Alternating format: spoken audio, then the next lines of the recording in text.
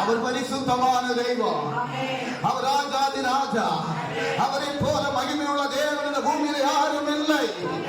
அவரை போல பரிசுத்தமுள்ள தெய்வம் இந்த பூமியில யாரும் இல்லை.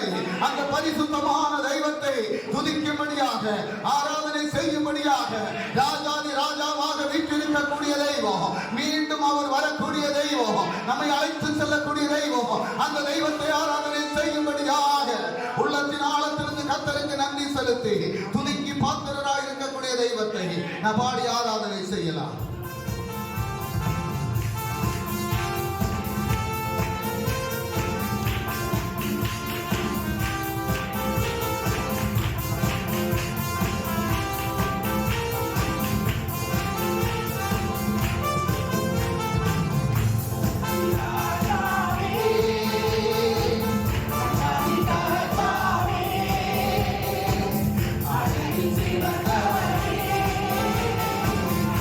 I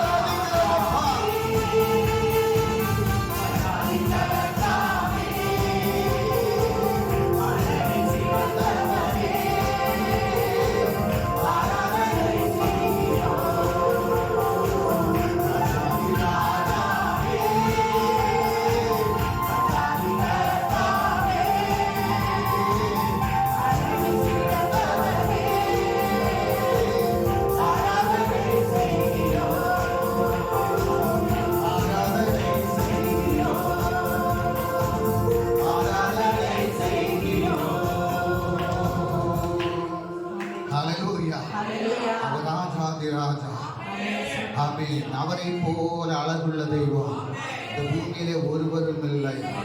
அவரை போல பரிசுத்தம் உள்ள ஒரு தெய்வம் இந்த பூமியிலே யாரும் இல்லை. ஆமென். அவர் ராஜாதி ராஜா. அவர் சிங்காசனங்களின் மேல் வீற்றிருக்கக்கூடிய தெய்வம். ஆமென். அவர் மகிமை நிறைந்த தேவன். எத்தனை பேருக்கு சொல்ல முடியும்? ஆமென். அவர் மகிமை நிறைந்த தேவன். அவர் என்னை வாழ வைக்கக்கூடிய தெய்வம், என்னை பாதுகாக்கக்கூடிய தெய்வம், என்னை நடத்தக்கூடிய தெய்வம். அவரை மட்டும் நான் நேசிக்க, உம்மை மட்டும் நான் நேசிக்க, உம்மை நேசித்து அப்பா நான் உம்மோடு கூட சேர்ந்து வாழ்ந்திட வாஞ்சியாய் இருக்கிறேன் அப்பா என்று சொல்லி இந்த பாடலை பாடி கர்த்தரை மகிமைப்படுத்தலாம். வேண்டான்னு கிடந்த எந்த வாழ்வை வேண்டும் என்று சொல்லி கைவிடப்பட்டிருந்த என்னை ஆண்டவரே நீர் ஒரு பொருட்டாய் எண்ணினீரப்பா.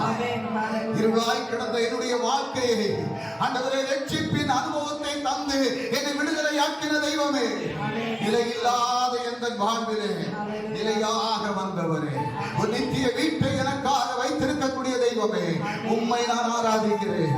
ஆமென். இந்த பாடலை உற்சாகத்தோடு கரங்களை அடித்து ஆமென் நமக்கு பாடி கர்த்தரை ஆராதனை செய்யலாம்.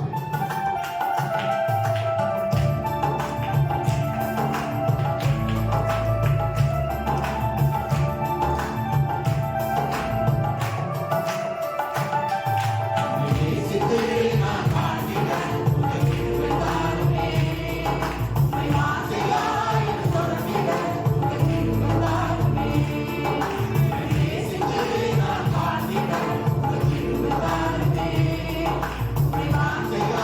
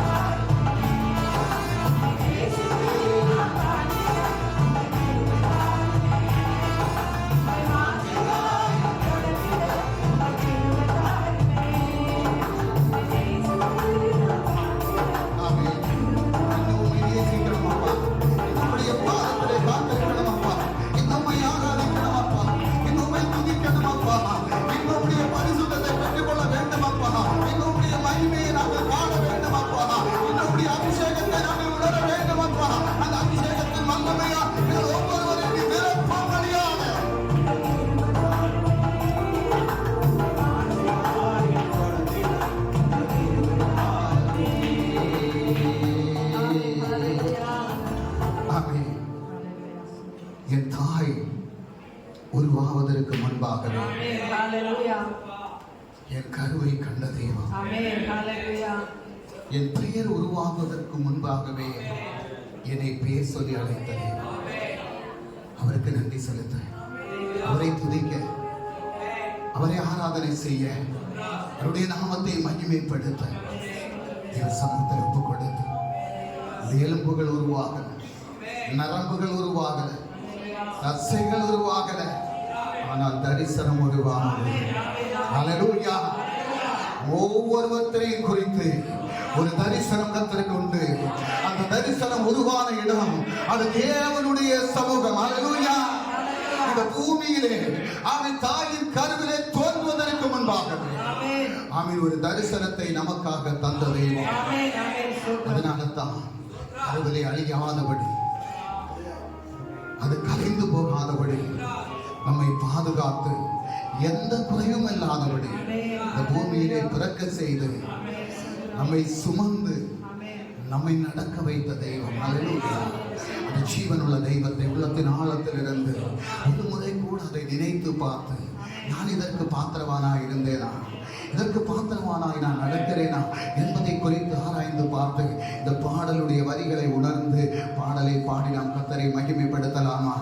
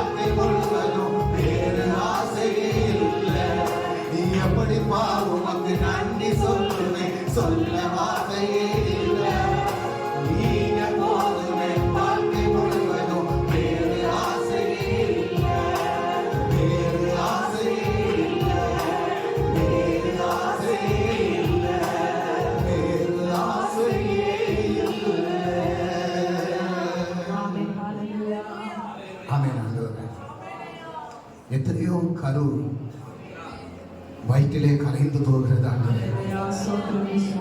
எத்தனையோ குழந்தைகள் அழிந்து போகிறார்கள் அப்பா. ஆனால் கருவிலே அழிந்து போகாதபடி எங்களை பாதுகாத்து கர்த்தாவே, ஒரு குறைவும் இல்லாதபடி இந்த பூமியில் எங்களை பிறக்க செய்தீரே அப்பா. அதற்காக நாங்கள் உமக்கு நன்றி செலுத்துகிறோம்.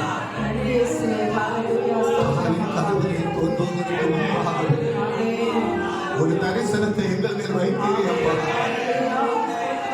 எல்லோராலும் ஒதுக்கப்பட்டு வெறுக்கப்பட்டு கிடந்த எங்கள் மேல் நீர் ஒரு தரிசனத்தை வைத்தீரே அப்பா. எங்களை கர்த்தாவை ஏற்றுக்கொண்டீரே அப்பா. அதற்காக நாங்கள் உமக்கு நன்றி செலுத்துகிறோம். எங்களை அழியாதபடி பாதுகாத்த தெய்வமே, ஒரு குறைவும் இல்லாதபடி இந்த பூமியில் எங்களை பிறக்க வைத்த தெய்வமே அப்பா. ஒருவருக்கு கிடைக்காத ஒரு பாக்கியத்தை எங்களுக்கு தந்த தெய்வமே. ஆண்டவரே, உலகம் முழுவதும் பாவத்திற்குள் கிடக்கும் போது ஆண்டவரே, ஜீவனுள்ள அந்த தெய்வத்தை ஆராதனை செய்வதற்கு இந்த வாழ்க்கையிலே ஒரு பதவி எங்களுக்கு தந்தீரே அப்பா. அதற்காக நாங்கள் உமக்கு நன்றி செலுத்துகிறோம். ஒவ்வொரு நாளும் நினைவு கூறுகிறோம்.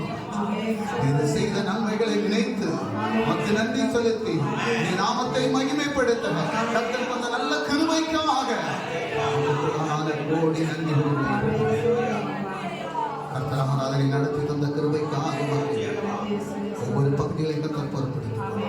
இயேசு கிறிஸ்து நல்ல நாமத்தில் ஜெபிக்கிறோம் பிதாவே. ஆமென். எல்லா தேவ பிள்ளைகளும் தெய்வ சமூகத்தில் உட்காரலாம்.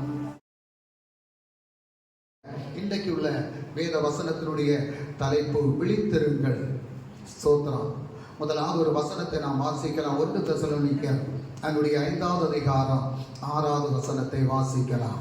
1 தெசலோனிக்கர் 5வது அதிகாரம் 6வது வசனத்தை வாசிக்கலாம். ஆகையால் மற்றவர்கள் தூங்குகிறது போல நாம் தூங்காமல் விழித்துக் கொண்டு தெளிந்தவர்களாய் இருக்க கடவோம். ஆமென். ஸ்தோத்திரம். வசனம் சொல்கிறது, மற்றவர்கள் தூங்குகிறது போல நாம் தூங்காமல் விழித்துக் கொண்டு தெளிந்தவர்களாக இருக்க கடவோம். மற்றவர்கள் தூங்குறது போல யாரை குறித்து சொல்லுது? யாரை குறித்து சொல்லுது? கர்த்தரை அறியாதவர்களை குறித்து. மற்றவர்கள் தூங்குறது போல. இன்னைக்கு நிறைய பேர் காலையில் அதிகாலையில எழமாட்டாங்க. இன்னைக்கு ஆனா ஞாயிற்றுக்கிழமை காலையில எந்திரிக்கிறதுக்கு லேட் ஆகும். ஏன்னா 6 நாள் வேலை செய்யறேன், 7வது நாள் இந்த ஒரு ஞாயிற்றுக்கிழமை மட்டும்தான் தூங்குறதுக்கு நிறைய நேரம் கிடைக்கும் அப்படின்னு சொல்லி நல்லா தூங்கக்கூடியவங்க இருக்கிறாங்க. சபைக்கு வரக்கூடியவங்களும் சிலவங்க தூங்கக்கூடியவங்க இருக்கிறாங்க. அதனால தான் வசனம் சொல்லுது, மற்றவர்கள் தூங்குகிறது மாதிரி நீ என்ன செய்யக்கூடாது? தூங்கக்கூடாது. அதிகாலையில என்னை தேடுகிறவன் என்னை கண்டடைவான். அதிகாலை நேரத்துல கர்த்தருடைய சமூகத்துல வந்து அவரை தேடணும்னு நமக்கு கர்த்தர் சொல்லி இருக்கிறார். அதனால தான் அதிகாலை நேரத்துல தேவனுடைய சமூகத்துல வரணும். நம்ம தூங்குறதுக்காக அல்ல, தூங்குறதுக்கு ஒரு நேரம் உண்டு.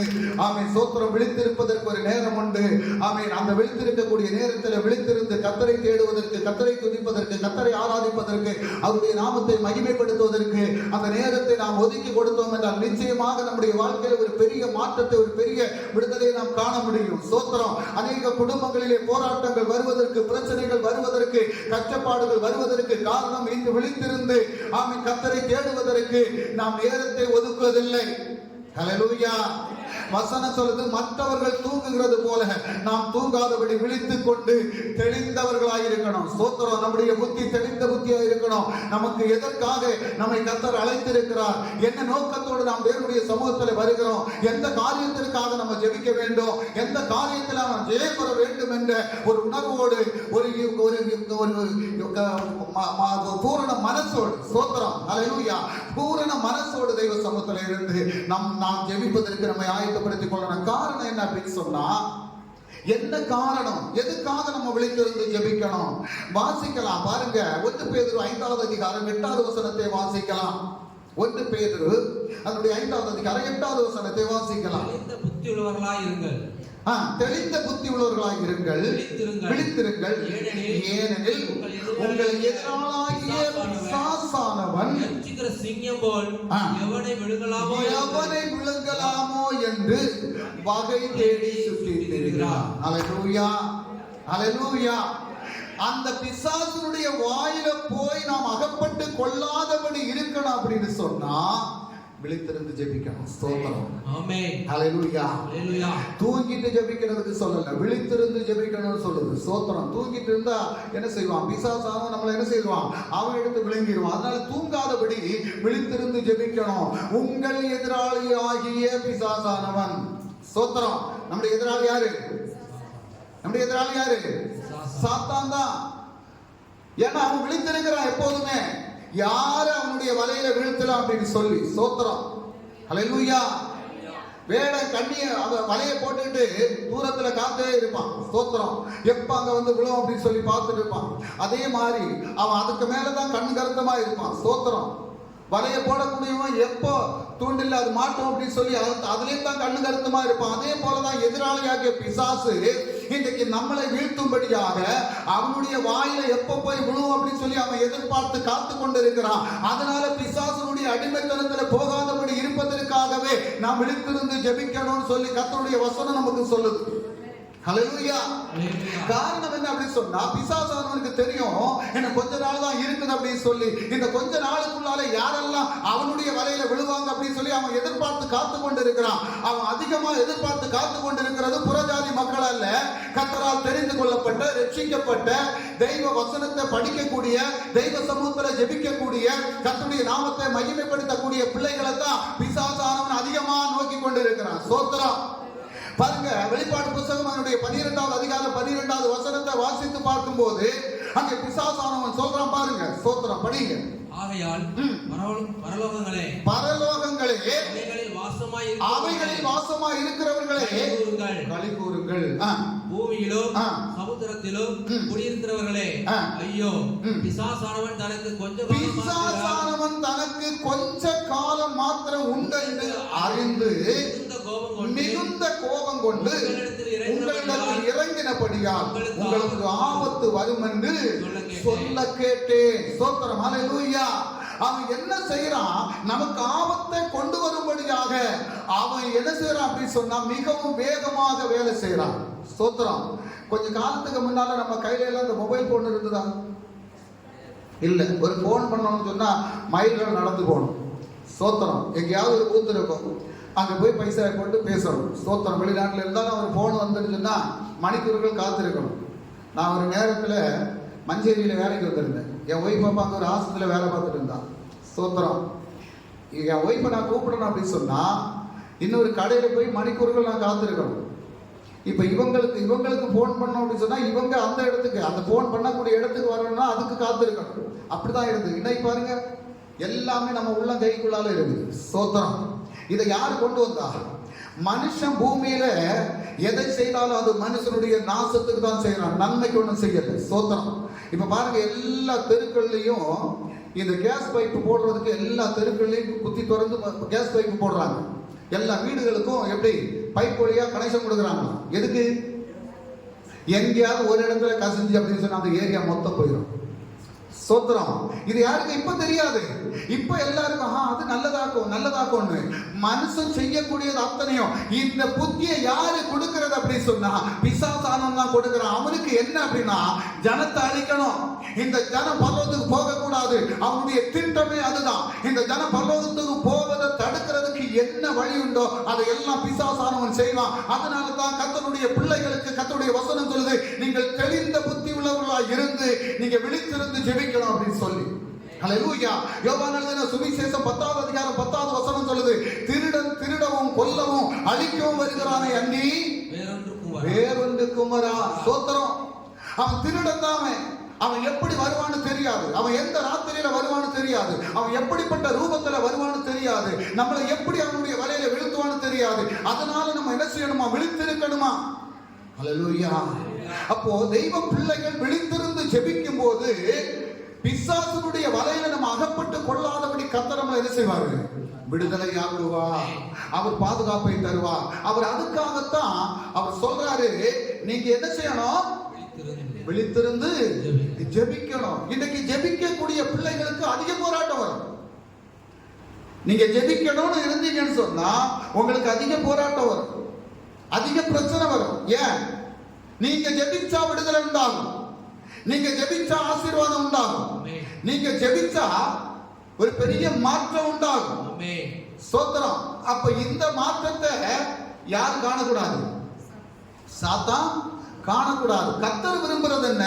என் பிள்ளைங்க ஆசீர்வதிக்கப்படணும், என் பிள்ளைங்க பரலோகத்துக்கு வரணும். அதுதான் தேவனுடைய சித்தம், அவருடைய திட்டம் அதுதான். ஆனா சாத்தானுடைய திட்டம் என்ன? நமக்கு இருக்கக்கூடியதெல்லாம் அழிக்கணும். ஸ்தோத்திரம். நமக்கு இருக்கக்கூடிய கிருபைகளை அழிக்கணும், நமக்கு இருக்கக்கூடிய தனத்தை அழிக்கணும், ஆஸ்பத்திரியில கொண்டு போய் போடணும். ஸ்தோத்திரம். இதுதான் சாத்தானுடைய திட்டம். அதனால தான் கர்த்தர் சொன்னாரு, நீங்க என்ன செய்யணும்? விழித்திருந்து ஜெபம் பண்ணணும். ஸ்தோத்திரம். இன்னைக்கு நம்ம கொஞ்ச நேரம் நம்ம இருந்து ஜெபம் பண்ணணும் அப்படின்னு சொன்னா உடனே நமக்கு தூக்கம் தான் வரும். ஹல்லேலூயா. கொஞ்ச நேரம், ஒரு 1/4 மணி நேரம் ஜெபிச்சோம் அப்படின்னு தூக்கம் வந்துடும். ஸ்தோத்திரம்.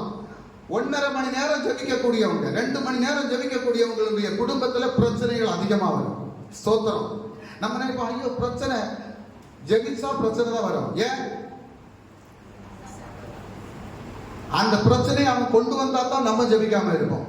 அதுக்காகத்தான் அவன் கொண்டு வரும். அப்ப நம்ம என்ன செய்யணும்? தெளிந்த புத்தி உள்ளவர்களா இருக்கணும். ஸ்தோத்திரம். இது யார் நிமித்தம் வருது? எப்படி வருது? நான் ஜெபிக்க இருக்கும் போது ஏன் இந்த போராட்டம் வருது? நான் 2 மணி நேரம் நான் ஜெபிக்கிறேனே, அதிகாலையில 3 மணிக்கு நான் எந்திரிச்சிருந்து ஜெபிக்கிறேனே, அல்லது 4 மணிக்கு இருந்து ஜெபிக்கிறேனே, ஆனாலும் என் குடும்பத்துல இந்த பிரச்சனை வருது, இந்த போராட்டம் வருது, எதனால அப்படின்னு நம்ம கேள்வி கேட்கறது யார்கிட்ட கேட்போம்? கர்த்தர்கிட்ட கேட்போம். ஸ்தோத்திரம். நீ தெளிந்த புத்தி உள்ளவனாக இருந்து நீ விழித்திருந்து ஜெபித்தா உனக்கு வரக்கூடிய பிரச்சனைகளை மாற்றுறதுக்கு தெய்வத்தால முடியும். ஸ்தோத்திரம். அப்ப நீ விழித்திருந்து ஜெபிக்கும் போது உனக்கு போராட்டங்கள் பிரச்சனைகள் வரும்போது நீ சோர்ந்து போக கூடாது. நீ கிறிஸ்துவுல பலப்படணும், அவருடைய மகிமையில நீ இருக்கணும், அவருடைய பிரசன்னத்தை நீ உணரணும், அவருடைய அபிஷேகத்தை நீ பெற்றுக்கொள்ளணும். உனக்கு கிடைக்கக்கூடிய நேரத்தை தேவனுடைய சமூகத்துல இருந்து ஜெபிக்கிறதுக்கும் ஆராதிக்கிறதுக்கும் துதிக்கிறதுக்கும் கர்த்தருடைய வசனத்தை படிக்கிறதுக்கும் உன்னை ஆயத்தப்படுத்தும் போது பிசாசானவன் நம்மளை தொட முடியாது. ஹல்லேலூயா. அவன் சில நாட்கள் நம்மளை துன்பப்படுத்துவான், சில நாட்கள் நமக்கு எதிராக வருவான். ஆனா பாப்பா அவன் இனி இவனை ஒண்ணும் செய்ய முடியாது. ஏன் யோபு அவனால ஒண்ணும் செய்ய முடியல? யோபு அவனால ஒண்ணும் செய்ய முடியல. ஏன்? காரணம் என்ன? யோபு எந்த சூழ்நிலையிலும் கர்த்தருடைய அன்பை விட்டு விலகாதபடி நின்றவன். ஸ்தோத்திரம். ஹல்லேலூயா. தானியேலுக்கு எதிராக எழும்புறாங்க. ஏன் தானியேலை ஒன்றும் செய்ய முடியல? எந்த போராட்டம் வந்தாலும் பிரச்சனை வந்தாலும் 3 நேரமும் தெய்வ சமூகத்துல இருந்து ஜெபிச்சான். ஹல்லேலூயா. அவன் ஜெபிக்கிறதே குற்றம் சொல்லி அதுக்காக சிங்கத்தினுடைய குகையில கொண்டு போட்டாங்க. ஆனா சிங்கத்தினுடைய குகையில கொண்டு போட்டதுக்கு அப்புறம் இவன் ஜெபிக்கக்கூடிய மனுஷனாக இருந்ததுனால, அவன் கர்த்தரோடு இணைந்திருந்ததுனால சிங்கத்தினுடைய வாயை கட்டி கர்த்தர் விடுதலையாக்கினார். அதே போல ஜெபிக்கக்கூடிய பிள்ளைகளுக்கு எதிராக சிங்கம் போல எழுப்பி வரக்கூடிய போராட்டங்களும் பிரச்சனைகளையும் கர்த்தர் மாற்றுவார். சிங்கத்தினுடைய வாயை கட்டின தேவன் இன்று ஜீவனோடு இருக்கிறார். அவன் ஸ்தோத்திரம். கர்த்தர் விடுதலையாக்கக்கூடிய தெய்வம். ஹல்லேலூயா. அப்போ இன்றைக்கும் நமக்கு வரும் போராட்டம், நமக்கு வரும் பிரச்சனை, ஆனா அந்த பிரச்சனைகளுக்காக அவன் ஜெபத்தை விடாதபடி அவன் விழித்திருந்து நம்ம ஜெபிக்கணும். தெளிந்த புத்தி உள்ளவர்களாக இருக்கணும். ஸ்தோத்திரம். விழித்திருந்து ஜெபிக்கணும் அப்படின்னு சொன்னா நமக்கு தெளிந்த புத்தி இருக்கணும். அந்த தெளிந்த புத்தியை தரக்கூடியது கர்த்தர் தான் தருவார். ஸ்தோத்திரம். இந்த தெளிந்த புத்தியை பெற்றுக் கொள்வதற்கு தேவனுடைய சமூகத்தில் இருக்கணும். திருடன் எந்த நேரத்தில் வரான்னு தெரியாது இல்லையா? அவன் எப்ப வருவான்னு தெரியாது. நம்மகிட்ட சொல்லிட்டு எல்லாம் வரமாட்டான். ஆமென். ஸ்தோத்திரம். அவன் சொல்லிட்டு வந்தாலும் நம்ம பாதுகாப்போம். அவன் சொல்ல மாட்டான். அவன் எப்ப வருவான்னு தெரியாது. ஆனா நம்ம எப்போதுமே ஆயத்தமாக இருக்கணும். ஹல்லேலூயா. எல்லையை பாதுகாக்கக்கூடியவங்க எதிராளி எப்போ வருவான்னு அவங்களுக்கு தெரியாது. ஆனா அவங்க தயாரா இருப்பாங்க. ஸ்தோத்திரம். எந்த நேரத்தில் எதிராளி வந்தாலும் சரி, அவன் ராத்திரியில வந்தாலும் சரி, பகல்ல வந்தாலும் சரி, அவன் எந்த ரூபத்துல வந்தாலும் சரி, அந்த எதிராளியை அடிப்பதற்கு இவங்க நோக்கத்தோடு இருப்பது போல எதிராளி ஆகிய பிசாசு நமக்கு விரோதமாக எழும்பி வரக்கூடிய நேரத்தில் அவனை ஜெயிக்கக்கூடிய வல்லமையோடு தேவனுடைய சமூகத்துல ஜெபித்து அதுக்காக காத்திருக்கக்கூடிய பிள்ளைகளா மாறணும். நம்ம அதைத்தான் ஆண்டவர் விரும்புகிறார். ஹல்லேலூயா. திருடன் திருடவும் அழிக்கவும் கொல்லவும் வரானே அன்றி வேறொன்றுக்கும் வரான். ஆமென். ஸ்தோத்திரம். நானோ அவைகளுக்கு ஜீவன் உண்டாயிருக்கவும் அது பரிபூரணம் அடையும் வந்தேன். ஹல்லேலூயா. பரிபூரணமான ஜீவனை தருவதற்காக, பரிபூரணமா தேவனுடைய சமூகத்தில் இருந்து நன்மையை பெற்றுக் கொள்வதற்காக கர்த்தர் வந்தார். ஹல்லேலூயா. அவருடைய கிருபையில நிலைநிற்கணும். அவருடைய சமூகத்துல நம்ம காத்திருக்கணும். ஹல்லேலூயா. எதிராளியாகிய பிசாசு ஓடு வரையிலும் நம்ம ஜெபத்தை விடாதபடி ஜெபத்திலே கருத்திருக்கக்கூடிய பிள்ளைகளா நம்மை மாற்றிக்கொள்ளணும். ஸ்தோத்திரம். ஹல்லேலூயா. வசனம் சொல்லுது பாருங்க, எதற்காக நம்ம விழித்திருக்க வேண்டும் என்பதை குறித்து ஒரு காரியம் சொல்கிறது. மத்தேயு எழுதின சுவிசேஷம் அதனுடைய 25வது அதிகாரம் 13வது வசனத்தை படிங்க. மனுஷகுமாரன் வரும் நாளிகையாவது நீங்கள் அறியாதிருக்கிறபடியால் விழித்திருங்கள். ஹல்லேலூயா. எதுக்கு விழித்திருக்கணுமா? மனுஷகுமாரன் வரும் நாளை அவர் சொன்னாரு. என்ன சொன்னாரு? இப்ப நான் போறேன், மறுபடியும் நான் வருவேன். எதுக்கு வருவேன்? உங்களை அழைத்து கொண்டு போவதற்கு வருவேன். 10 கன்னிகைகள் இருந்தாங்க இல்லையா? 10 கன்னிகைகள்ல 5 பேர் எப்படி இருந்தாங்க? ஆயத்தமா இருந்தாங்க. 5 பேர் எப்படி இருந்தாங்க? ஆயத்தம் இல்லாம இருந்தாங்க. ஸ்தோத்திரம். அவர் வரக்கூடிய நாளிகை எப்பன்னு தெரியாது. ஆனா 5 பேர் ஆயத்தத்தோட இருந்தாங்க. அவர் ராத்திரி ஜாமத்துல வந்தார். ஆயத்தத்தோட இருந்தவங்கள அவர் என்ன செய்றாரு? கொண்டு போனார். ஸ்தோத்திரம். இவங்க என்ன வாங்க போறதுக்குள்ளால வந்தாங்க, கதவு அடைச்சு. ஸ்தோத்திரம். ஹல்லேலூயா. நமக்கு அதான் நடக்கும் ஒரு நாளைக்கு. அப்ப அதனால நம்ம ஆயத்தத்தோட இருந்தோம் அப்படின்னு சொன்னா, விழித்திருந்தோம் அப்படின்னு சொன்னா, கர்த்தர் வரக்கூடிய நாளிகை எப்போ அப்படின்னு தெரியாதபடி இருப்பதனால் நிறைய பேர் சொல்றாங்க, ஆண்டவர் அப்போ வந்துருவாரு, இப்போ வந்துருவாரு, அங்க வந்திருக்கிறாரு, இங்க வந்திருக்கிறாரு. ஸ்தோத்திரம். இதுல நிறைய பேர் சொல்லுவாங்க. ஆனா அவர் வரக்கூடியது ரகசியமா ஒன்றும் வரமாட்டார். ஸ்தோத்திரம். எல்லாருடைய கண்களும் காணும். எல்லாருடைய கண்களும் காணும். ஆமா. சிலவங்க சொல்லுவாங்க இயேசு அங்க வந்துட்டாரு. சில ஊழியக்காரங்க சொல்றாங்க இயேசு என்கிட்ட பேசினாரு, இயேசு மொபைல்ல பேசினாரு, என்ன இதெல்லாம் சொல்லுவாங்க. ஸ்தோத்திரம். ஏன்னா சாத்தான் அப்படிதான் ஜனங்களை வஞ்சிப்பான். சாத்தானுக்கு வேற என்ன வேலை? அவனுக்கு இதான வேலை. ஜனங்களை வஞ்சிக்கிறது தான் வேலை. ஏதாவது ஒரு வார்த்தையை சொல்லி ஜனங்களை குழப்புறது அவனுக்கு வேலை. ஸ்தோத்திரம். இப்ப பாருங்க, எங்க பார்த்தாலும் இந்து கோயில்கள்ல பாருங்க, ஆரம்ப காலத்துல எல்லாம் நடந்தது போல இல்லை, இப்ப இல்லை. ஸ்தோத்திரம். இப்போ பயங்கரமான ஆர்ப்பாட்டம். இந்து கோயில்களை நீங்க பார்த்து பாருங்க. நான் பார்க்கிறேன், நான் போற வழிகள் எல்லாம் பார்க்கிறேன். பயங்கரமான ஆர்ப்பாட்டம், பயங்கர செலவு. லட்சங்கள் செலவு பண்ணி என்ன இது வெடிக்கட்டு நடத்துறது, அது மாதிரி ஆர்சி கோயில்கள் இதெல்லாம் நடத்துறாங்க. இதெல்லாம் யாரு செய்யக்கூடியது? எதுக்காக செய்யறாங்க? அவருடைய வருகைக்காக எதிர்பார்த்து காத்து கொண்டிருந்தா செய்யறாங்க? இல்ல, அவருடைய வருகைக்காக எதிர்பார்த்து காத்து கொண்டிருக்கக்கூடிய பிள்ளைகளோடு கர்த்தர் பேசுறார். ஆமே, சோத்திரம், நீ விழித்திருந்து ஜெபம் பண்ணி கொண்டிரு. அங்க நடக்கக்கூடிய காரியங்கள் எல்லாம் நடக்கும். ஆனா நான் வருவது, நான் வெளியரங்கமா தான் வருவேன், ரகசியமா வரமாட்டேன். உன்னை அழைத்து கொண்டு போவதற்கு வருவேன். அதனால நான் வரும் நாளிகையும் நாளும் அறியாதபடி இருப்பதனால் நீ விழித்திருந்து ஜெபம் பண்ணி காத்திருக்கக்கூடியவனா மாறணும். ஹல்லேலூயா. அதுதான் கர்த்தர் விரும்புகிறார். அப்படிப்பட்ட ஒரு வாழ்க்கை வாழ்வதற்கு நம்மளை ஒப்பு கொடுத்தோம் அப்படின்னு சொன்னா நம்முடைய வாழ்க்கையில எந்த தோல்வி வந்தாலும் சரி அது ஜெயமா மாற்றுவார் கர்த்தர். ஹல்லேலூயா. சோத்திரம். யோசேப்பு என்ன தோல்வியை சந்தித்தது போலதான் இருந்தது இல்லையா? யோசேப்பு எந்த பாவமும் செய்யல, எந்த தவறும் செய்யல. ஆனா தோல்வியை சந்தித்தது போல அவர் எங்க போனாரு? ஜெயிலுக்கு போனார். சோத்திரம். அது அந்நிய தேசத்துல. இன்னைக்கு பாருங்க, நிறைய பேரு ஜெயில இருக்கிறாங்க. எதுக்காக இருக்கிறாங்க? உத்தரப்பிரதேச மாநிலத்துல 800 பேர் இருக்கிறாங்களாம். எதுக்காக? ஊழியத்தை செய்வதற்காக, கர்த்தருடைய வார்த்தையை கொண்டு போனதுக்காக, கர்த்தருடைய பைபிளை கொடுத்ததுனால. சோத்திரம். 800 பேர் எங்க இருக்கிறாங்களா? ஜெயில இருக்கிறாங்களா? சோத்திரம். ஆனா இவங்க எல்லாம் எங்க போறதுக்குரியவங்க? பரலோகத்திற்கு போறதுக்குரியவங்க. சோத்திரம். ஹல்லேலூயா. நம்ம படக்கூடிய பாடுகள் யாருக்காக பாடுபடுகிறோம், எதற்காக பாடுபடுகிறோம் என்பதை நம்ம புரிந்து கொண்டோம் அப்படின்னு சொன்னா இந்த வாழ்க்கை எல்லாம் நமக்கு எப்படி இருக்கும்? சுகமான வாழ்க்கையா இருக்கும். சோத்திரம். ஹல்லேலூயா. அப்படிப்பட்ட வாழ்க்கை வாழக்கூடியவங்களை அழைத்து கொண்டு போவதற்கு வருவேன் சொல்லி இருக்கிறார். ஹல்லேலூயா. என் நிமித்தம் இந்த உலகத்துல பாடுபடக்கூடிய பிள்ளைகளை அழைத்து கொண்டு போவதற்கு நான் வருவேன் சொல்றாரு.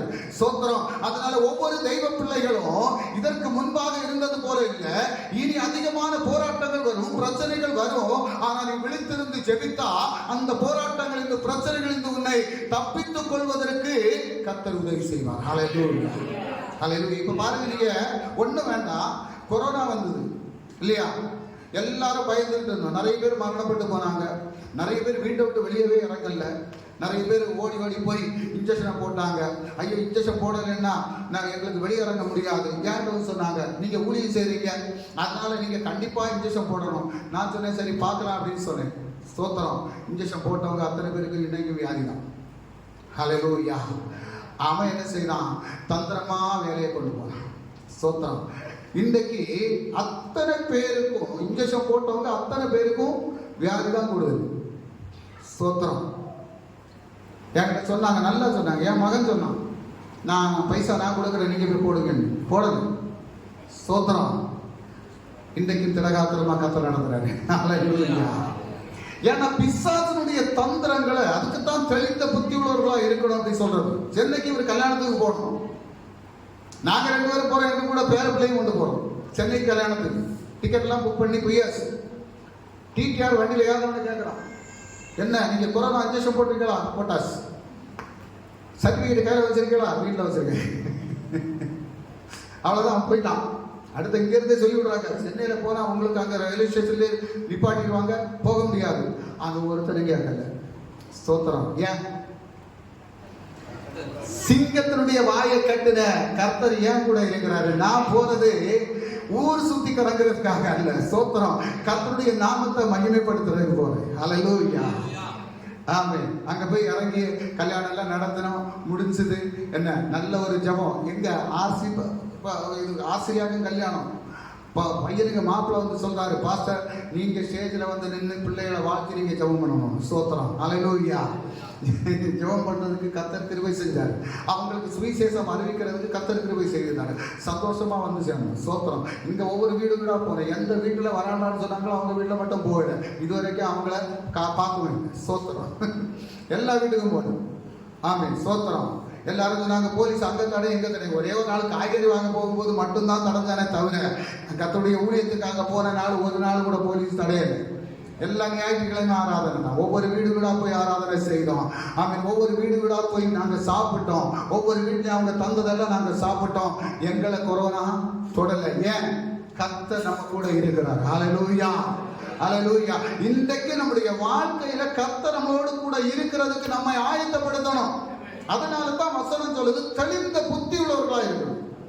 எந்த இடத்துல எப்படி நம்ம செயல்படணும் அப்படின்னு சொல்லி அந்த தெளிந்த புத்தியை பெற்றுக்கொள்றதுக்கு தேவனுடைய சமூகத்துல இருக்கணும். ஹல்லேலூயா. ஆமா, சாலமோன் என்ன செய்தாரு? ஞானம் இல்லாதபடி இருந்தார் இல்லையா? அவருக்கு ஞானம் இல்லை. அவர் சொல்றாரு, இந்த ஜனத்தை நான் நடத்தணும் அப்படின்னு சொன்னா ஞானம் வேணும். ஹல்லேலூயா. அப்ப ஞானம் வேணும்னு சொன்ன உடனே ஆண்டவர் என்ன செய்தாரு? அவன் வேற எதையும் கேட்கலையே, இந்த ஜனத்தை நடத்துறதுக்கு ஞானத்தை தான் கேட்டான். ஞானத்தையும் கொடுத்தாரு, அதோட ஒரு ஐஸ்வர்யத்தையும் கொடுத்தாரு. ஸ்தோத்திரம். அப்போ நம்ம கேட்கறது ஒன்னா இருக்கும். கர்த்தருடைய மன விருப்பத்தின்படி நடப்பதற்கு நம்ம கேட்கக்கூடிய காரியம் கர்த்தருக்கு விருப்பமான காரியமா இருந்தா அதை விடவும் அதிகமா போனஸும் சேர்த்து கிடைக்கும். ஹல்லேலூயா. என்ன கிடைக்கும்? போனஸும் சேர்த்து கிடைக்கும். அவன் ஞானத்தை தான் கேட்டான், அவனுக்கு பணத்தையும் கூட சேர்த்து கொடுத்துட்டாங்க. ஆனா கடைசியா போயிட்டான், பணத்தை கூடுதல் கொடுத்தனால. ஹல்லேலூயா. அந்த மாதிரி நம்ம போயிடக்கூடாது. ஆமென். நமக்கு அளவோட போதும் அப்படின்னு சொல்லி தேவனுடைய சமூகத்துல நம்ம கேட்கணும். எந்த சூழ்நிலைமையிலும் கர்த்தரை விட்டு விலகி போறதுக்கு காரணம் என்ன தெரியுமா? ஏற்றமும் கூடுதல் கர்த்தரை விட்டு விலகி போறதுக்கு மெயின் காரணம் அதிகமா பணம் தான். ஸ்தோத்திரம். அது வரக்கூடாது. பண ஆசை எல்லாம் தீமைக்கும் வேறாக இருக்கிறது. அதை கேட்கக்கூடாது. ஆண்டவரே, உம்முடைய கிருபை எனக்கு வேணாம்ப்பா, உடைய கிருபையில நான் நிலைநிற்கணும்ப்பா, நான் விழித்திருந்து ஜெபிக்கணும்ப்பா, கர்த்தருடைய அந்த வல்லமை எனக்கு வேணும்ப்பா, நான் உம்மோடு சேர்ந்து வசிக்கணும்ப்பா. நம்ம ஒரு பாட்டு பாடணுமே. என்ன பாட்டு பாடணும்? உம்மை நேசித்து வாழ்ந்திட உம்முடைய கிருபை எனக்கு வேணும். அடுத்தது உம்மை வாஞ்சையாய். அப்ப வாஞ்சிக்கணும். அந்த வாஞ்சையை நம்ம தேவனுடைய சமூகத்துல கேட்கணும். அதைத்தான் நம்ம பெற்றுக்கொள்ளணும். ஸ்தோத்திரம். இந்த உலகத்துல நம்ம எதை நம்ம கேட்டாலும் கர்த்தருக்கு பிரியமானதை கேட்டோம் அப்படின்னு சொன்னா நிச்சயமா கர்த்தர் செய்வார். ஹல்லேலூயா. அடுத்தது ஒரு வார்த்தை சொல்லுது பாருங்க, நீங்க சோதனைக்குட்படாதபடி இருக்கிறதுக்கு இயேசுவோடு கூட சேர்ந்து சீசர்கள் எல்லாம் இருந்தாங்க. ஆமென். ஸ்தோத்திரம். இயேசு 33.5 வருட காலம், அதுல 30 வருஷம் அவர் எந்த காரியமும் செய்யல. 3.5 வருட கால ஊழியம் செய்தார். கூட 12 சீசர்கள் இருந்தாங்க. கடைசி நேரம் வருது. இயேசு இந்த உலகத்தை விட்டு மாற்றப்படக்கூடிய காலம், அந்த சமயத்தை குறித்து கர்த்தர் அறிந்து கொண்டார். இயேசு அறிந்து கொண்டார். அவர் சொல்றாரு பாருங்க, வாசிங்க மத்தேயு எழுதின சுவிசேஷம் அது 26வது அதிகாரம். அப்பொழுது 36 முதல் 41 வரை உள்ள வசனம். அப்பொழுது இயேசு அவர்களோட கெத்செமனே என்னப்பட்ட இடத்திற்கு வந்து சீஷர்களை நோக்கி, நான் அங்கே போய் ஜெபம் பண்ணும் அளவு நீங்கள் இங்கே உட்கார்ந்திருங்கள் என்று சொல்லி பேதுருவையும் செபதேயுவின் குமாரர் இருவரையும் கூட்டிக் கொண்டு போய் துக்கம் அடையவும் வியாகுலப்படவும் தொடங்கினார். பாருங்க, இயேசுக்கு தெரியும் இன்றைக்கு மரணம் சம்பவிக்க போகுது அப்படின்னு சொல்லி தெரியும். அது தெரிஞ்சதுனால தான் அவர் போய் ஜெபிக்கிறார். எதுக்கு? தன்னை பலப்படுத்திக் கொள்றதுக்காக. பிதாவுடைய சமூகத்துல போய் இருந்து தன்னை பலப்படுத்திக் கொள்வதற்காக அவர் ஜெபிக்க போறார். ஜெபிக்க போகும்போது இவரோடு கூட இருந்த சீசர்கள்ல எல்லாரையும் கூட்டிட்டு போகல. யாரெல்லாம் கூட்டிட்டு போனாரு? யோவானை, பேதுருவையும் செபதேயுவின் குமாரர் இருவரையும் கூட்டிக் கொண்டு போய் துக்கப்படுறார். ஸ்தோத்திரம். அவர் துக்கப்படுறார். ஏன்னா அவருக்கு தெரியும் இந்த ஜனத்திற்காக என்னுடைய ஜீவன் இன்னைக்கு போக போகுதுன்னு அவருக்கு தெரியும். அடுத்த வசனம். அப்பொழுது அவர் என் ஆத்துமா மரணத்துக்கு ஏதுவான துக்கம் கொண்டிருக்கிறது, நீங்கள் இங்கே தங்கி என்னோட கூட விழித்திருங்கள் என்று சொல்லி. பாருங்க, ஸ்தோத்திரம். அவருடைய ஆத்துமா துக்கம் கொண்டதுனால அவருடைய சீசர்களோட அவர் சொன்னார், நீங்க என்னோடு கூட விழித்திருங்கள். ஹல்லேலூயா. இந்த கருமையான தெய்வச்சனமே, இன்றைக்கு இயேசுவோடு கூட விழித்திருந்து ஜெபிப்பதற்கு அன்றைக்கு அந்த சீசர்கள் உடன்படல. இன்றைக்கு இயேசுவோடு கூட இருந்து விழித்திருந்து ஜெபிப்பதற்கு நம்மை ஆயத்தப்படுத்திக் கொண்டோம் என்றால் இயேசு நம்மளை விடுவிப்பார். ஹல்லேலூயா. எந்த மனிதனாலையும் நம்மளை விடுவிக்க முடியாது, எந்த ராஜாவாலையும் விடுவிக்க முடியாது, எந்த மந்திரியாலையும் விடுவிக்க முடியாது, எந்த டாக்டராலையும் நம்மளை விடுவிக்க முடியாது. ஆனா இயேசு நம்மோடு கூட இருந்தார் அப்படி சொன்னா இயேசு நம்மை விடுவிப்பார். ஹல்லேலூயா. அடுத்த வசனம் என்ன சொல்லுது பாருங்க. சற்று அப்புறம் போய் முகங்குப்புற விழுந்து, என் பிதாவே, இந்த பாத்திரம் என்னை விட்டு நீங்க கூடுமானால் நீங்கும்படி செய்யும். ஆகிலும் என் சித்தத்தின்படி அல்ல, என் சித்தத்தின்படி அல்ல, உம்முடைய சித்தத்தின்படியே ஆக கடவுது என்று ஜெபம் பண்ணினார். அப்ப ஏன் ஜெபம் பண்றாரு? கர்த்தருடைய சித்தத்தை நிறைவேற்றுவதற்காக, பிதாவானவருடைய சித்தத்தை நிறைவேற்றுவதற்காக, பிதாவானவர் நியமித்த காலத்திலே ஆமென் ஸ்தோத்திரம் தன்னுடைய ஜீவனை இந்த பூமியில் உள்ள அனைத்து ஜனங்களுக்காகவும் அவருடைய இரத்தத்தை ஊற்றும்படியாக தன்னை ஒப்பு கொடுக்கும் போது அவர் ரொம்ப வருத்தத்தோடு வேதனையோடு அவர் ஜெபம் செய்கிறார். ஸ்தோத்திரம். எனக்கு அருமையான தெய்வ பிள்ளைகளே, அன்று இயேசு நமக்காக மரிக்காமல் இருந்திருந்தார் இன்று நம்ம யாருமே இந்த தேவனுடைய சமூகத்தில் நிலைநிற்க முடியாது. ஆமென். ஸ்தோத்திரம். அன்றைக்கு அவன் இயேசு நமக்காக பரிந்து பேசாமல் இருந்திருந்தார் இன்று நாம் யாரும் தேவனுடைய சமூகத்தில் இருக்க முடியாது. இன்றைக்கு நாம் தேவனுடைய சமூகத்தில் சமாதானத்தோடு சந்தோஷத்தோடு ஆசீர்வாதத்தோடு இருக்கிறோம் என்றால் நமக்காக ரத்தம் சிந்தினவர் இயேசு. அவருடைய ரத்தம் தான் இன்று நமக்காக பரிந்து பேசி நம்மை ஆசீர்வாதத்திற்குள் நடத்தி கொண்டு இருக்கிறது. அல்லேலூயா. அடுத்த வசனம். பின்பு அவர் சீசர்களிடத்தில் வந்து அவர்கள் நித்திரை பண்ணுகிறதை கண்டு சீசர்கள் என்ன பண்ணிட்டாங்க? தூங்கிட்டாங்க. இப்ப நம்மளும் அதான் செய்யறோம். ஹல்லேலூயா. அந்த வீடியோல பார்த்தோம் தெரியுமா? அதே மாதிரி நல்ல சுகமா வந்து அவர் சொன்னார் பவுடரையும் போட்டுட்டு வந்து எடுத்து தூங்குறாங்க. அது மாதிரி நம்ம தூங்குறதுக்காக வரக்கூடாது. நம்ம வசனத்தை கேட்டு விழித்திருந்து ஜெபிக்கிறதுக்கு நம்மளை ஆயத்தப்படுத்தி கொண்டு நம்ம சோத்திரம். சாத்தான் நம்மளை தூங்க வைப்பான்.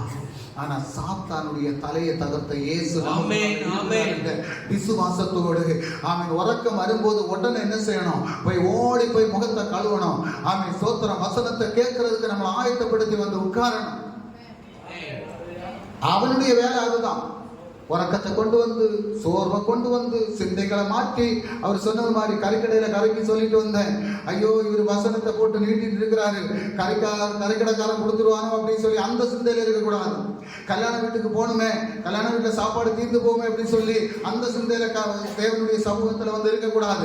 இங்க வரும்போது என்ன இருக்கணும் அப்படின்னு சொன்னா, தேவனுடைய சமூகத்துல கர்த்தர் நம்மோடு என்ன பேசுகிறார், கர்த்தர் என்னுடைய வாழ்க்கைக்கு என்ன பேசுகிறார், கர்த்தர் என்னுடைய வாழ்க்கைக்கு எந்த ஆசீர்வாதத்தை வைத்திருக்கிறார், கர்த்தர் எனக்கு எந்த நன்மையை வைத்திருக்கிறார் என்பதை அறிந்து கொள்வதற்காக கருத்தோடு தேவனுடைய வசனத்தை கேட்டு அதன்படி நடப்பதற்கு நம்மை ஆயத்தப்படுத்தி கொண்டு வந்திருக்கணும். ஹல்லேலூயா.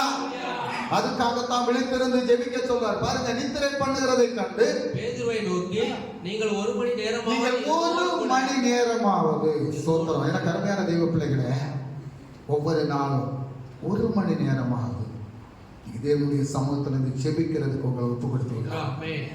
ஸ்தோத்திரம். ஹல்லேலூயா. ஒரு மணி நேரம் நீங்க ஜெபிக்கிறதுக்கு உங்களை ஒப்பு கொடுத்தீங்க அப்படின்னு சொன்னா ஒரு பெரிய மாற்றத்தை காண முடியும், ஒரு பெரிய விடுதலையை காண முடியும். ஆமென். பாருங்க, சொல்றாரு நீங்கள் ஒரு மணி நேரமாவது என்னோடு கூட விழித்திருக்க கூடாதா? அடுத்த வசனம் என்ன சொல்லுது? நீங்கள் சோதனைக்குட்படாதபடிக்கு விழித்திருந்து ஜெபம் பண்ணுங்கள். ஹல்லேலூயா. நமக்கு சோதனைகள் வருவதை அறிந்து கொண்டு அந்த சோதனைக்கு உட்படாதபடி இருப்பதற்காக நாம் ஒரு மணி நேரம் விழித்திருந்து ஜெபிக்கிறதுக்கு நம்மை ஆயத்தப்படுத்தி கொண்டோம் என்றால் ஆமென் ஸ்தோத்திரம், சத்ரு நம்மளை ஜெயிக்க முடியாது. சத்ருடைய தலை தகர்க்கப்படும். மார்க் சுவிசேஷம் அதனுடைய 13வது அதிகாரம், மார்க் எழுதின சுவிசேஷம் 13வது அதிகாரம் 34 முதல் 37 வரை உள்ள வசனத்தை படிங்க. மனுஷன் தன் வீட்டை விட்டு பிரதேசத்துக்கு பிரயாணம் போக எத்தனிக்கும் போது தன் ஊழியக்காரனுக்கு அதிகாரம் கொடுத்து அவனவனுக்கு தன் தன் வேலைகளை நியமித்து விழித்திருக்கும்படி காவல் காக்கிறவனுக்கு கற்பிப்பான். அப்படியே நீங்களும் விழித்திருங்கள். ஏனெனில் வீட்டெஜமான் சாயங்காலத்திலோ நடுராத்திரியிலோ சேவல் கூவும் நேரத்திலோ காலையிலோ எப்பொழுது வருவான் என்று நீங்கள் அறியீர்கள். அடுத்தது, நீங்கள் நினையாத வேளையில் அவன் வந்து உங்களை தூங்குகிறவர்களாக கண்டுபிடியாதபடிக்கு விழித்திருங்கள். ஹல்லேலூயா. என்ன செய்யணுமா? ஸ்தோத்திரம். நம்ம கிட்ட எல்லாம் கர்த்தர் என்னத்தை கொடுத்திருக்கிறாரு? என்ன கொடுத்திருக்கிறாரு? எல்லாருக்கிட்டையும் ஒவ்வொரு தாளத்தை கொடுத்திருக்கிறாரு. ஸ்தோத்திரம். நம்ம புதைச்சு போட்டுட்டு இருக்கிறோம். என்ன பட்டை இருக்குது? எதுக்கு? பட்டயத்தை எடுத்து வெட்டல நம்ம, சோத்திரம். அதை உரைக்குள்ள போட்டுட்டு இருக்கிறோம்.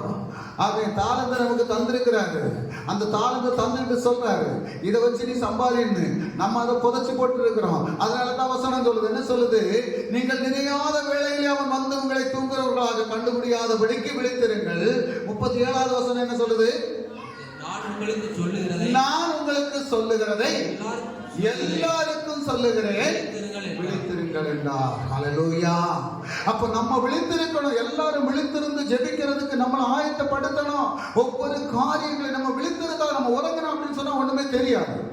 தூங்கிட்டோம்னா ஒண்ணுமே தெரியாது. விழித்திருந்தா மட்டும்தான் தெரியும். சாத்தான் எப்ப வருவான் என்னன்னு நம்ம தூங்கினா தெரியுமா?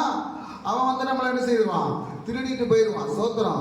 நகைகள் எல்லாம் நிறைய வச்சிருங்க, எல்லாம் பார்த்துருங்க, பார்த்து விழித்திருங்க. இல்லை அப்படின்னு சொன்னா ராத்திரி வந்து அடிச்சுட்டு போயிடுவானுங்க. ஏன்னா ஒரு பவுனுக்கு 65,000 ரூபாய் விற்குதான். அதனால பார்த்துடுங்க. நைட்ல எல்லாம் வெளியே போகும்போது கழுத்து நிறைய அணிஞ்சிட்டு போவாதுங்க. எங்க கன்னியாகுமரி மாவட்டத்தில் உண்டு. சோத்திரம். ஆமா, எங்க போனாலும் சரி எல்லாரும் காணும் அப்படின்னு சொல்லி நான் இந்த கழுத்து நிறைய போட்டுட்டு போறவங்க. அதனால ரொம்ப ஜாக்கிரதையா இருங்க, விழித்திருங்க. தேவனுடைய சமூகத்துல ஜெபம் பண்ணுங்க. கர்த்தர் என்ன செய்வாரு? பாதுகாப்பு தருவார். கர்த்தர் என்ன செய்வாரு? நம்மளை நடத்துவார். ஹல்லேலூயா. அதனால நீங்க விழித்திருந்து ஜெபிக்கணும். எப்ப வருகிறார் அப்படின்னு தெரியாது.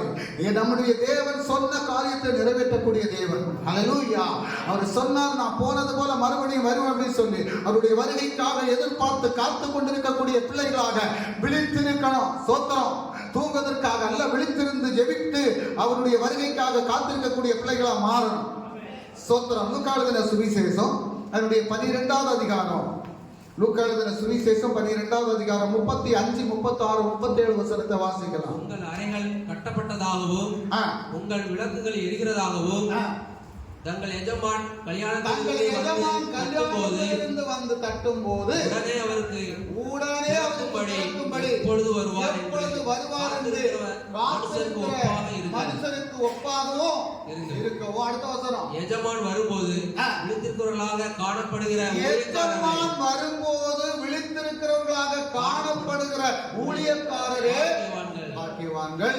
அவர் அறை கட்டி கொண்டு அவர்களை பந்தியிருக்க செய்து சமீபமாய் வந்து அவர்களுக்கு ஊழியம் செய்வார் என்று மெய்யாகவே உங்களுக்கு சொல்லுகிறேன். ஹல்லேலூயா. நம்முடைய எஜமான் யாரு? நம்முடைய எஜமான் வரும்போது நம்ம என்ன செய்யணுமா? விழித்திருக்கணுமா? ஸ்தோத்திரம். நம்ம எஜமான் வரும்போது நம்ம விழித்திருந்து நமக்கு அவர் பந்தி பரிமாறுவார். ஸ்தோத்திரம். இல்ல அப்படின்னா என்ன செய்வாரு? விட்டுட்டு போயிடுவாரு. ஹல்லேலூயா. ஸ்தோத்திரம். இன்னொரு வசனம் இருக்கு பாருங்க. லூக்கா எழுதின சுவிசேஷம் 21வது அதிகாரம் நம்முடைய 34, 33 முதல் 36 வரை உள்ள வசனம். லூக்கா 21. வானமும் பூமியும் ஒளிந்து போ, என் வார்த்தைகளோ ஒளிந்து போவதில்லை. ஆமென். ஸ்தோத்திரம். வசனம் சொல்லுது வானமும் பூமியும் ஒளிந்து போ. நம்ம இப்ப காண்றது ஒண்ணும் இருக்காது. இதெல்லாம் ஒரு நாள் போயிடும். பாருங்க, வயநாட்டில் ஒரு பூகம்பம் வந்தது. ஒரு இது உருள்பட்டல் வந்தது. அங்க இருந்த இடமே தெரியல, என்ன இருந்துன்னே தெரியாது. அதே மாதிரி இதெல்லாம் இப்ப நம்ம பார்க்கிற அந்த உயரமான கட்டடங்கள் எல்லாம் இதெல்லாம் ஒரு நாள் தரமட்டமா போயிடும். இதெல்லாம் அழிந்து போகும். ஆனா அவருடைய வார்த்தை மட்டும். சோத்திரம். அவருடைய வார்த்தை ஒரு நாள் ஒழியாது. அவர் சொன்ன காரியத்தை நிறைவேற்றக்கூடிய தேவன். ஆமென். சோத்திரம். இந்த பூமியில அநேக புத்தகங்கள் இறங்கி இருக்கிறாங்க. அநேக புத்தகங்கள், பல மதத்திலிருந்து புத்தகங்கள் இறங்கி இருக்கிறாங்க. ஆனா அந்த புத்தகங்களில் எல்லாம் இல்லாத ஒரு மகிமை இயேசு கிறிஸ்துவினுடைய இந்த வேத புத்தகத்திற்கு, இந்த சத்திய வேத புத்தகத்திற்கு, இந்த பரிசுத்தமான வேத புத்தகத்திற்கு உண்டு. ஹல்லேலூயா. காரணம், இது பரிசுத்த ஆவியானவரால் எழுதப்பட்டது. இதில் எழுதியிருக்கக்கூடிய ஒவ்வொரு காரியங்களும் நிறைவேறிக் கொண்டு இருக்கிறது. அது நிறைவேற்றப்பட வேண்டிய காரியங்கள் இன்னும் அது நிறைவேற்றப்படும். ஹல்லேலூயா. அதனால தான் சொன்னது, இருக்கிறவரும் இருந்தவரும் வருகிறவரும் ஆகிய தேவன் என்று. ஹல்லேலூயா. அவர் இருக்கிறவரும் இருந்தவரும் வருகிறவரும் ஆகிய தேவன். அந்த தேவன் சொல்றாரு பாருங்க, இந்த வானமும் பூமியும் ஒளிந்து போகும், என்னுடைய வார்த்தையோ ஒளிந்து போகாது. அடுத்த வசனம். உங்கள் இருதயங்கள் பெருந்திண்டியினாலும் லௌகிக கவலைகளினாலும் பாரமடையாதபடிக்கும் நீங்கள் நினையாத நேரத்தில் அந்த நாள் உங்கள் மேல் வராதபடிக்கு எச்சரிக்கையாயிருங்கள். அடுத்த வசனம். பூமியிலெங்கும் இருக்கிற அனைவர் மேலும் அது ஒரு கண்ணீர் போல வரும். சோத்திரம். ஹல்லேலூயா. கண்ணி வேடம் கண்ணியை போட்டுட்டு இருக்கிறது மாதிரி அது ஒரு கண்ணியை போல வரும். ஆனா அடுத்த வசனம், ஆகையால் இனி சம்பவிக்க போகிற இவைகளுக்கெல்லாம் நீங்கள் தப்பி மனுஷகுமாரனுக்கு முன்பாக நிற்க பாத்திரவான்களாக, மனுஷகுமாரனுக்கு முன்பாக நிற்க பாத்திரவான்களாக. ஒரு அதிகாரிக்கு முன்னால நிற்கிறது அல்லது மந்திரிக்கு முன்னால நிற்கிறது. சோத்திரம். யாருக்கு முன்னால நிற்கிறதுக்கு? இந்த மனுஷகுமாரன் யாரு? நம்மளை நியாயம் விசாரிக்க போற மனுஷகுமாரன். அவருக்கு முன்பாக நிற்பதற்கு பாத்திரவான்களாக நம்மை மாற்றிக் கொள்வதற்கு தான் விழித்திருந்து ஜெபித்து அவருடைய வருகைக்காக காத்திருக்கக்கூடியவர்களாக நம்ம மாறணும். வசனம் சொல்லுது பாருங்க, இனி சம்பவிக்க போகிற இவைகளுக்கெல்லாம் நீங்கள் தப்பணும் அப்படின்னு சொன்னா, இனி சம்பவிக்க போகக்கூடிய காரியம் அநேக இருக்கிறது. இதற்கு முன்னால நம்ம அனுபவித்தது அல்ல, அதை விடவும் பெரிதான காரியங்கள் இனி வரப்போகிறது. ஆனா அதிலிருந்தெல்லாம் நீங்க தப்பித்துக் கொள்ளணும் அப்படின்னு சொன்னா என்ன செய்யணுமா? அவருக்கு முன்பாக நிற்பதற்கு பாத்திரவான்களாக எண்ணப்படுவதற்கும் எப்பொழுதும் ஜெபம் பண்ணி விழித்திருங்கள். ஸ்தோத்திரம். அல்லேலூயா. அடுத்த வசனம் என்ன சொல்லுது? அவர் பகற்காலங்களிலே தேவாலயத்திலே உபதேசம் பண்ணி கொண்டிருந்து ராக்காலங்களில் வெளியே போய் ஒலிவமலை என்னப்பட்ட மலையிலே தங்கி வந்தார். ஸ்தோத்திரம். அல்லேலூயா. அவர் பகல் காலத்துல என்ன செய்தாரு? சபைகள்ல போய் சுவிசேஷம் அறிவித்தார். ராத்திரி காலத்துல என்ன செய்தாரு? மலைகள்ல போய் தங்கி ஜெபம் பண்ணினார். அப்ப நம்ம மலைக்கெல்லாம் போக வேண்டாம். சோத்திரம். நம்ம பவனத்துல இருந்து விழித்திருந்து ஜெபிக்கிறதுக்கு நம்மளை ஆயத்தப்படுத்தணும். இன்றைக்கு மற்றுள்ள காரியங்கள் எல்லாம் செய்வதற்கு நமக்கு நேரம் இருக்கும், ஆனா ஜெபிக்கிறதுக்கு நேரம் கொடுக்க மாட்டோம். அதான் சீசர்கள்ட்ட சொன்னாரு, 1 மணி நேரமாவது நீங்க சோதனைக்கு உட்படாதபடி இருக்கிறதுக்கு என் கூட விழித்திருந்து ஜெபிக்க கூடாதப்பா அப்படின்னு சொல்லி கேட்டார். எனக்கு அருமையான தெய்வ பிள்ளைகளை, நமக்காக எவ்வளவோ பாடுகளை அனுபவித்த தேவன். எதற்காக அப்படின்னா, நாம் பரிசுத்தம் அடைவதற்கும் நாம் தேவனுடைய சமூகத்தில் போறதுக்கும் நம்ம ஆசீர்வாதத்தை பெற்றுக்கொள்வதற்காக தான். சோத்திரம். எந்த பாவமும் செய்யாத, எந்த அக்கிரமமும் செய்யாத ஒரு இயேசு, அவர் இந்த பூமியில ஏற்றமும் அளவுள்ள ஒரு இயேசு. அல்லேலூயா. அந்த இயேசு நமக்காக பாடுபட்டார். அந்த இயேசு நமக்காக விழித்திருந்து ஜெபம் செய்தார். அந்த இயேசு தன்னுடைய கடைசி துள்ளி இரத்தம் வரைக்கும் நமக்காக ஊற்றி தந்தார். அந்த இயேசுனுடைய வார்த்தை சொல்லுது, நீ ஆபத்துக்குள்ளால போகாதபடி இருக்கணும் அப்படின்னு சொன்னா, நீ சாத்தானால் வாதிக்கப்படாதபடி இருக்கணும் அப்படின்னு சொன்னா, நீ சாத்தானுடைய ராஜ்யத்துக்குள்ளால போகாதபடி இருக்கணும் அப்படின்னு சொன்னா, என்னுடைய வார்த்தைகளுக்கு கீழ்பட்டு நீ விழித்திருந்து ஜெபிக்கிறதுக்கு ஒரு நாளைக்கு 1 மணி நேரமாவது நீ சோதனைக்குட்படாதபடி இருப்பதற்கு விழித்திருந்து ஜெபிக்கிறதுக்கு உன்னை ஆயத்தப்படுத்தி கொண்டால் நிச்சயமாக உன்னை நான் வருகையிலே சேர்த்துக் கொள்வேன். அல்லேலூயா. எத்தனை பேருக்கு இந்த வார்த்தைகள் புரிந்தது? எத்தனை பேர் இன்னைக்கு ஒரு தீர்மானம் எடுக்க போறீங்க? எத்தனை பேர் தேவனுடைய சமூகத்துல விழித்திருந்து ஜெபிக்கிறதுக்கு உங்களை ஆயத்தப்படுத்த போறீங்க? அப்படியே தேவனுடைய சமூகத்துல எழுந்து நிற்கலாம். ஹல்லேலூயா. ஒரு பாடலை பாடி நாம் கர்த்தரை மகிமைப்படுத்த போகிறோம். ஆமென். ஹல்லேலூயா. தூங்காமல் ஜெபிக்கும் வரம் தாங்கப்பா என்ற பாடலை பாடி நாம் கர்த்தரை மகிமைப்படுத்தலாம்.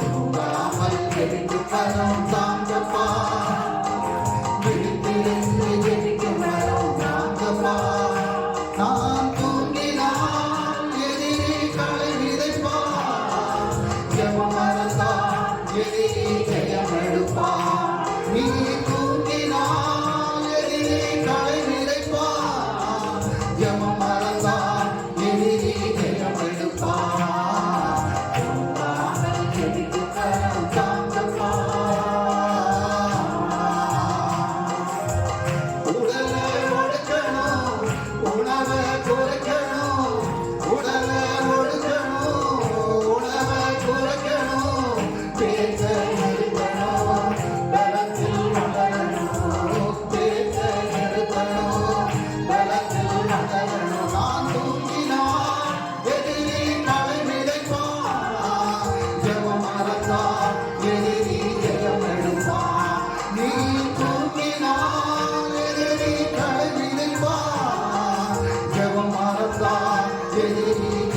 எடுப்பா தூங்காமல் ஜெபிக்கும் வரம் தாங்கப்பா அந்நாளை போல கண்ணீரை வடிக்கணும் அந்நாளை போல கண்ணீரை வடிக்கணும் எழுப்புதல் காணும் வரை இறைத்த எழுப்புதல் காணும் வரை இறைத்த நான் தூங்கினா எதிரி களை விதைப்பா எவன் மறந்தா எதிரி ஜெயம் எடுப்பா நீ தூங்கினா எதிரி களை விதைப்பா எவன் மறந்தா எதிரி ஜெயம் எடுப்பா தூங்காமல் ஜெபிக்கும் வரம் தாங்கப்பா தானியேல் போல துதிக்கணும் ஜெபிக்கணும் தானியேல் போல துதிக்கணும் ஜெபிக்கணும் சிங்கங்களின் வாய்களை தினம் தினம் கட்டணும் சிங்கங்களின் வாய்களை தினம் தினம் கட்டணும் நான் தூங்கினா எதிரி களை விதைப்பா எவன் மறந்தா எதிரி ஜெயம் எடுப்பா நீ தூங்கினா எதிரி களை விதைப்பா எவன் மறந்தா எதிரி ஜெயம் எடுப்பா தூங்காமல் ஜெபிக்கும் வரம் தாங்கப்பா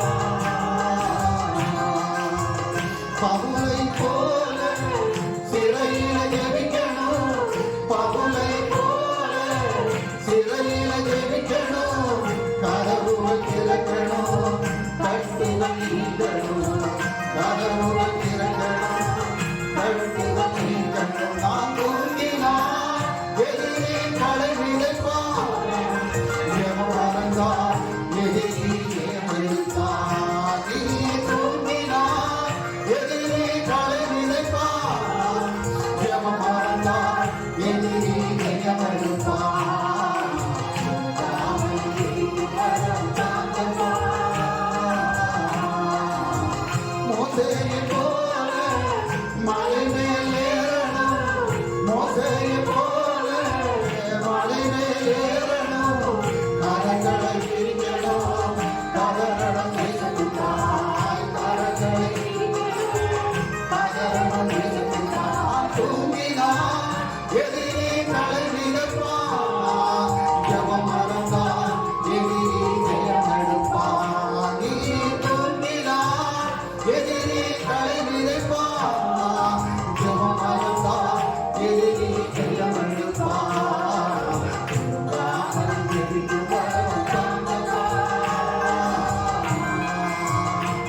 நான் தூங்கினா எதிரி களை விதைப்பா எவன் மறந்தா எதிரி ஜெயம் எடுப்பா நான் தூங்கினா எதிரி களை விதைப்பா எவன் மறந்தா எதிரி ஜெயம் எடுப்பா தூங்காமல் ஜெபிக்கும் வரம் தாங்கப்பா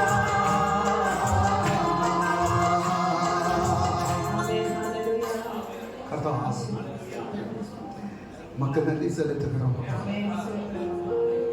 நாங்கள் விழித்திருந்து ஜெபிப்பதற்கு ஏற்பாடுகள் அனுபவித்த போது வேதனைகள் அனுபவித்த போது துக்கங்கள் அனுபவித்த போது ஆண்டவரே அன்று உடைய சீசர்களோடு நீர் கேட்டது போல ஒரு மணி நேரமாக நாங்கள் விழித்திருந்து ஜெபிப்பதற்கு ஒரு அந்நாளை போல எங்களை ஜெபிப்பதற்கு எங்களை ஏவும் அப்பா ஒரு தானியேலை போல ஜெபிப்பதற்கு எங்களை ஏவும் அப்பா ஒரு மோசையை போல கர்த்தாவே ஜெபிப்பதற்கு எங்களை ஏவும் அப்பா ஆண்டவரே கர்த்தாவே எங்களுடைய தேசத்திற்காக நாங்கள் கதற எங்களுடைய குடும்பத்திற்காக நாங்கள் கதற சபைகளுக்காக நாங்கள் கதற தேசம் கர்த்தாவே விடுவிக்கப்படுவதற்காக கதற தேச ரட்சிப்பை காண்பதற்காக கதற அழிந்து கொண்டிருக்கக்கூடிய ஜனங்களுக்காக தேவனுடைய சமூகத்திலே கதற அப்பா எங்களுக்கு நல்ல ஒரு இருதயத்தை தாரும் அப்பா நாங்கள் இதுவரை கர்த்தாவே அந்த ஜெபத்தை ஏறெடுக்காதபடி இருந்த அந்த பாவத்தை எங்களுக்கு மன்னியும் அப்பா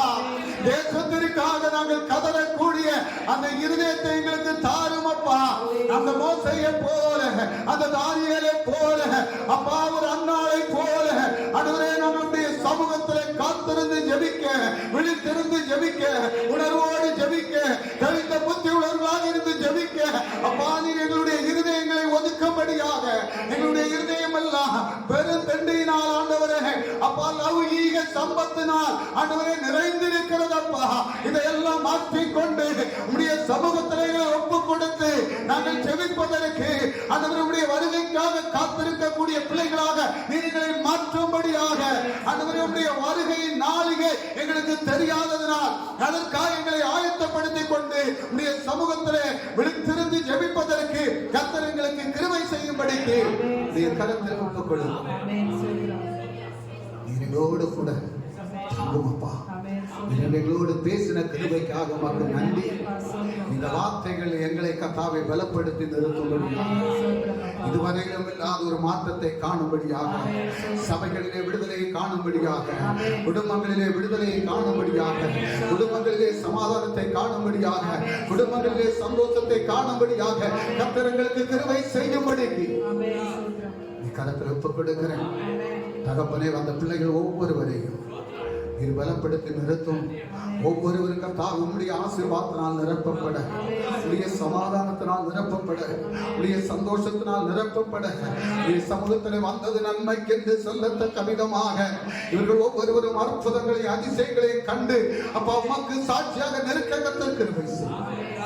ஒவ்வொருடைய மடக்க யாத்திரையில் கத்துக்கூட இயேசு கிறிஸ்து வல்லமையுள்ள நாமத்தில் ஜெபிக்கிறேன் பிதாவே. ஆமென். என் ஆத்துமாவே கர்த்தரை ஸ்தோத்திரி, என் முழுவதும் பரிசுத்த நாமத்தை ஸ்தோத்திரி, என் ஆத்துமாவே கர்த்தரை ஸ்தோத்திரி, கர்த்தர் செய்த சகல நன்மைகளுக்காக. ஆமென். நாம் ஆசீர்வாதத்துக்காய் தலைகளை வணங்கலாம். கர்த்தராகிய இயேசு கிறிஸ்து நாமத்தில் பிதாவின் கருணை, பரிசுத்த ஆவியானுடைய சமாதானமும் சந்தோஷமும் கூட்டாய்மை நாம் ஒவ்வொருவரின் மேலும் கர்த்தருடைய இரண்டாம் வருகையில் இருக்குமாறாகட்டும். ஆமென். ஜெயம் தந்த கர்த்தருக்கு அல்லேலூயா, அல்லேலூயா, அல்லேலூயா. கர்த்தாவே வேகமாக